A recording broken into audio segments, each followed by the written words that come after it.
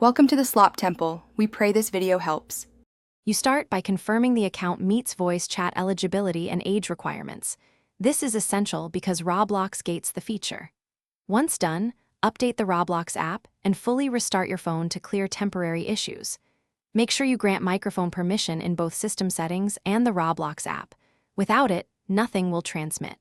If you use a headset, plug it in before opening Roblox so the system recognizes input. This short checklist prevents many common startup failures. Now you configure in-app settings and confirm connectivity. Open Roblox settings and locate privacy or voice chat. Toggle it on and follow any prompted verification steps. You may be asked to confirm age or pass a mic check. Next, connect to a stable Wi-Fi or strong mobile network and disable VPNs or strict firewalls that block ports. Once connected, join a party or ask a friend to test. This lets you verify both input and output in a real session. Finish by applying final fixes that clear lingering problems.